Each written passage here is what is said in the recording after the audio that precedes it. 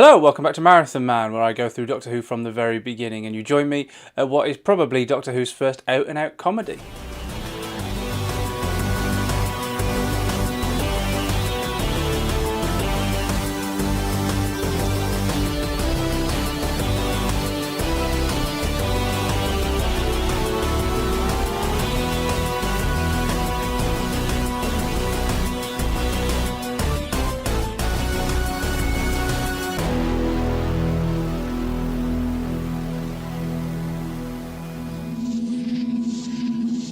Anyone hoping for a resolution to the literal cliffhanger from the last story where the TARDIS topples off a cliff with the hero still inside are in for a disappointment.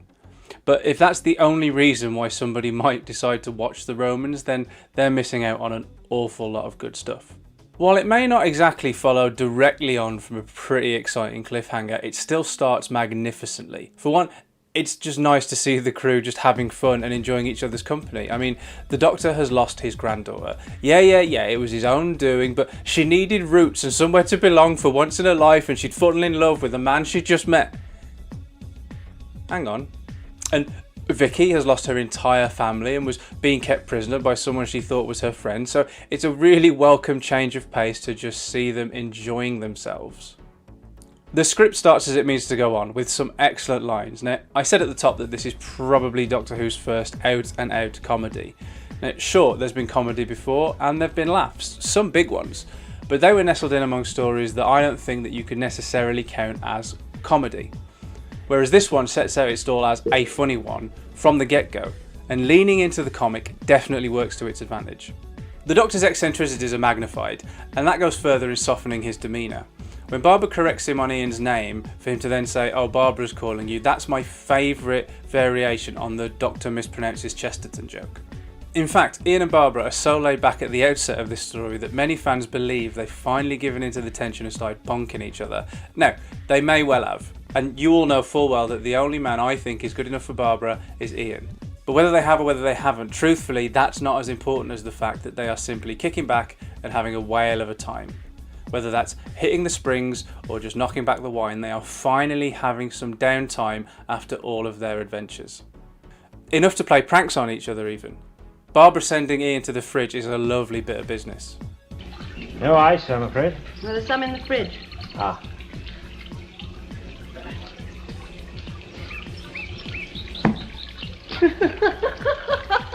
It's funny in its own right, but it also gives Jacqueline Hill a much needed chance to show Barbara's lighter side with a mischievous sense of humour.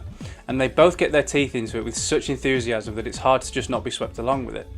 Yet again, history plays to everybody's strength, and not just in the performance and the production design, but also in the script and the direction. The Doctor's delight at being in a scuffle may seem a little jarring, but as I always try to do, we must forget our knowledge of how both the show and the character eventually turn out. It's not fair on the programme in its infancy. We know of the Doctor what we are shown, and by the time the Romans comes around, why would we be confused by his desire to engage in the gentle art of fisticuffs?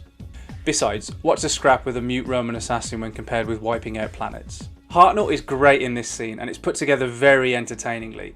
While it might be a little bit odd to see the Doctor quite so ready and adept when it comes to a brawl, the scene is very obviously played for laughs, so it would be a little bit churlish to dissect it beyond the fact that it's just a little bit of physical comedy. It's a little bit joyous. We know that Doctor Who doesn't just skip through different times and different planets, it also transcends genres. Historical epics, science fiction, drama and comedy have all been put into a blender in the show up to this point. But the latter really only been used as garnish, seasoning on well-prepared meals, but this is probably the first example of it fully crossing over into that genre completely, in as much as the overtly comic overtones it goes for. This is most definitely Doctor Who as comedy, although it also manages to transcend genre within the same story here, that the Romans dabbles in this kind of silly to the point where it is considered a Doctor Who comedy. There's also another thread running through here, which is that of slavery. It's a massive mismatch in tones, but somehow, and I don't quite know how, it seems to work. And given the gulf between those tones, that is some success. By splitting the team up, one duo can go off and have a farcical adventure, while the other duo wallow in the usual awfulness of a Doctor Who historical scrape. So this dabbling in two different tones might sound insensitive if you described it to somebody in one line. It's a comedy called The Slave Traders. But I think one of the reasons why this balancing of tone works, aside from the production just being very good, is that it can act as a commentary on the class system and class as a whole. Lucky enough to be well-to-do? Then please enjoy a light-hearted romp with pronounced comic overtones. Oh dear, at the bottom of the ladder, then it fucking sucks to be you. Kill your friend or get eaten by a lion. Barbara, the lucky devil, gets to cross over from her emphatic tale of woe into the farce at one point, so she gets the best of both worlds. Although even then, her part in the farce is to be chased by a sexual predator and be targeted for murder by the Caesar's wife. Naturally, Barbara is seen as high-quality goods, and naturally, she won't stand for a man trying to put his hands on her. When she pointedly declares, "I have no intention of staying after having been bought," this is the Barbara we know and love. And of course Ian's going to end up as a gladiator. It's worth pointing out that on stories I haven't seen for a while, or that aren't etched into my mind's eye like Tom Baker drowning is in Mary Whitehouse's, I try and jot notes down as I'm watching them for when it comes to discussing my thoughts later on. But as with the last time on the marathon, I barely jotted anything down during the Romans because it just sweeps me along so breezily, and everybody is firing on all cylinders. There's some rather deft scripting in teasing the Doctor and Vicki almost meeting Barbara at Nero's palace and then keeping them apart, but then I guess it is a farce, which then paves the way for an out-and-out farce sequence, which might have dated dreadfully, but is pulled off with such glee by the cast that it's hard not to appreciate it. I mean, sure, I guess some people might overcome that obstacle, but me, I find it much easier to just go along with it and appreciate it for what it is. There are some really nice little character flourishes as well. Vicky gets more of these little details in this story than Susan may have got in her entire time in the TARDIS. Her excitement at seeing Nero is delightful. Incidentally, the fact that he punctures his own pomp by belching is a nice touch. And her decision to switch the goblets to spare a maid she thinks she doesn't know is a nice insight into her moral code. She has no qualms about poisoning somebody, just as long as it's somebody that has no qualms about poisoning somebody.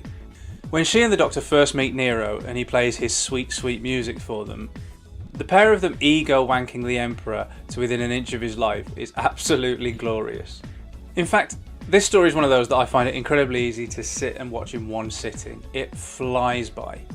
There are so many little details that keep popping up to keep the attention. "Close your eyes and Caesar Nero will give you a big surprise" would be a good line if it were to stand on its own, but followed by Barbara's reaction, it's absolutely priceless. Now, close your eyes and Nero will give you a big surprise. Pardon?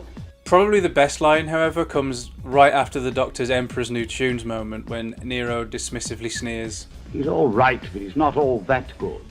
The script then even indulges in puns. When the Doctor finds about Nero's plan to feed him to the lions, he starts peppering his speech with lion puns. Dennis Spooner must have had a blast writing this script, because it's translating into the cast looking like they're having more fun than they've had in ages.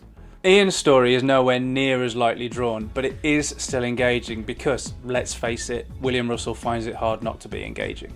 And I think in a lesser script, the gear shifts between the tones of these different plot threads could be far too jarring, but here, everything seems to transition quite smoothly.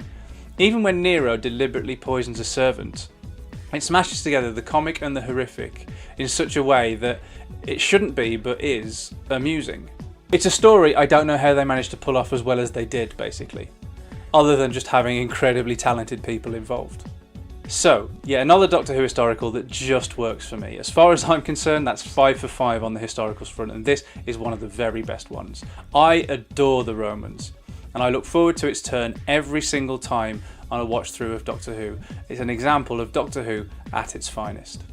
57 episodes down now, and this story reminds me of quite how high the hit rate of those 57 has been. Definitely, he's alright, but he's not that good.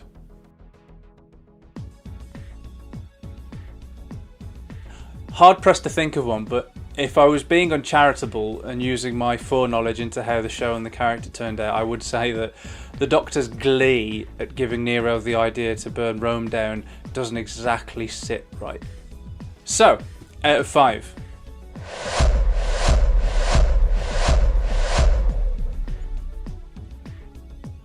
Another Hartnell historical, another 5 out of 5. I'm nothing if not predictable. As ever, thank you so much for watching. If you enjoyed this Italian vacation, then you know how YouTube works. Please hit the like button, it really helps the channel no end. And what do you think of the Romans? Is it as funny as it's trying to be, or is it embarrassing to watch for you?